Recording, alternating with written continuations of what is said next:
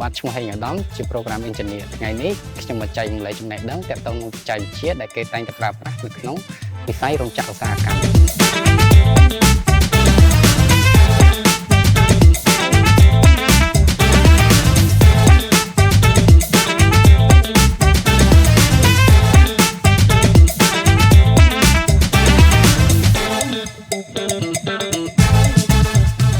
ជា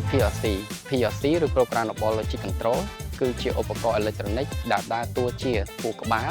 ដែលវាមានតួនាទីសម្រាប់គ្រប់គ្រងដំណើរការម៉ាស៊ីនឬប្រព័ន្ធសង្វាក់ផលិតកម្មនៅក្នុងរោងចក្រឧទាហរណ៍នៅក្នុងរោងចក្រផលិតរថយន្ត PLC ត្រូវបានប្រើប្រាស់ឡើងដើម្បីគ្រប់គ្រងប្រព័ន្ធសង្វាក់ផលិតកម្មទាំងមូលនៅក្នុងរោងចក្រយើងដឹងហើយថាដើម្បីផលិតបានរថយន្តមួយគ្រឿងវាត្រូវការឆ្លងដំណាក់កាលជាច្រើនដូចជាការផ្សារការសម្ភារការបាញ់ថ្នាំចំពោះការងារធ្វើជាជំហាន PLC ស័ក្តិសមបំផុតសម្រាប់ប្រើប្រាស់នៅក្នុងការងារនោះពីព្រោះ PLC ត្រូវបានប្រូក្រាមឡើងយ៉ាងជាក់លាក់និងធ្វើការងារបានលឿនដែលយើងអាចជឿទុកចិត្តបានចំណែក SCADA ឬ Supervisory Control and Data Acquisition គឺជា software ប្រើសម្រាប់ត្រួតពិនិត្យទិន្នន័យនិងគ្រប់គ្រងប្រព័ន្ធនៅក្នុងរោងចក្រឧស្សាហកម្ម SCADA ដូចជាអ្នកគ្រប់គ្រងដែលវាប្រមូលទិន្នន័យពី PLC និងឧបករណ៍ផ្សេងៗហើយវាបង្ហាញទិន្នន័យទាំងអស់នោះនៅលើអេក្រង់កុំព្យូទ័រឧទាហរណ៍នៅក្នុងក្រុមហ៊ុនផ្គត់ផ្គង់អគ្គិសនី SCADA ត្រូវបានប្រើប្រាស់សម្រាប់សូរបង្ហាញទិន្នន័យកម្រិត voltage តង់ស្យុង power ឬស្ថានភាពឧបករណ៍ដែលកំពុងប្រើប្រាស់ SCADA ត្រូវបាន control ទៅលើ PLC ដើម្បីដោះស្រាយបញ្ហាដូចជាការកាត់ដាច់ចរន្តក្នុងន័យនេះមានន័យថានៅពេលដែលមានកំហូចណាមួយកើតឡើង SCADA អាចបង្ហាញអំពីស្ថានភាពឬឧបករណ៍ណាមួយដែលវាមានបញ្ហាឲ្យយើងដឹងដើម្បីងាយស្រួលទៅដោះស្រាយលើពីនេះទៅទៀតយើងអាចប្រើ SCADA សម្រាប់ភ្ជាប់ចរន្តឡើងវិញដោយយើងមិនចាំបាច់លើកបញ្ជាដោយផ្ទាល់ឥឡូវតោះយើងមកសង្ខេបភាពសំខាន់ខុសគ្នារវាង PLC និង SCADA ទី1មុខងារ SCADA គឺជា software ប្រើសម្រាប់ប្រមូលទិន្នន័យនិងគ្រប់គ្រងប្រព័ន្ធនៅក្នុងរោងចក្រចំណែក PLC គឺជា hardware ដែលគេប្រើប្រាស់សម្រាប់បញ្ជាផ្ទាល់ទៅលើម៉ាស៊ីនទី2ទីតាំង PLC ត្រូវបានដាក់ប្រើនៅក្នុងរោងចក្រឬកន្លែងធ្វើការចំណែក SCADA ត្រូវដាក់ប្រើនៅក្នុងបន្ទប់ control ឬបញ្ជាពីចម្ងាយតាមរយៈអ៊ីនធឺណិតទី3ការប្រើប្រាស់ PLC ត្រូវបានប្រើប្រាស់ក្នុងការងារជាក់ស្ដែងដូចជាការ control ទៅលើ motor និងឧបករណ៍ផ្សេងៗចំណែក SCADA ប្រើសម្រាប់ប្រមូលទិន្នន័យដើម្បីងាយស្រួល operator ក្នុងការវិភាគសរុបមក PLC និង SCADA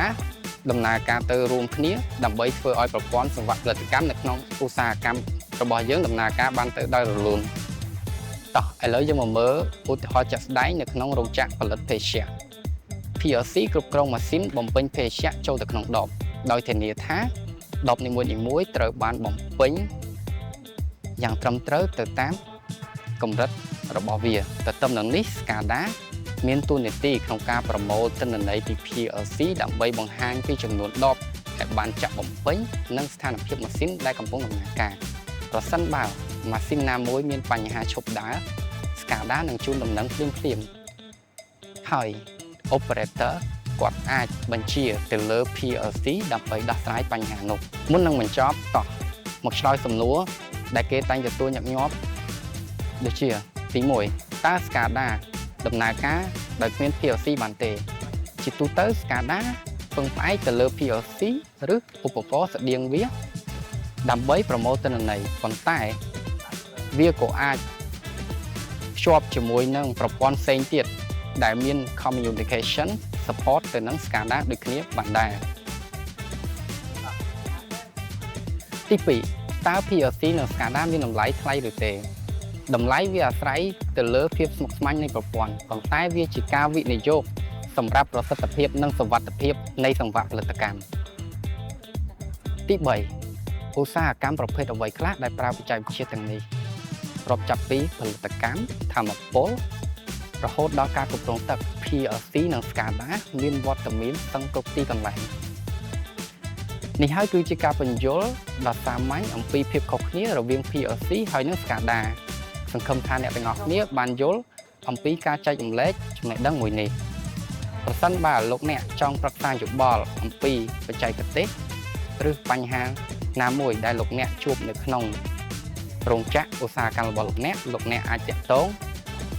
contact ដែលមាននៅក្នុង description ខាងលើសូមអរគុណសម្រាប់ការទស្សនា វីដេអូនេះពីដើមរហូតដល់ចប់ជួបគ្នានៅវីដេអូក្រោយទៀត PA Tech, we provide factory and building automation on demand.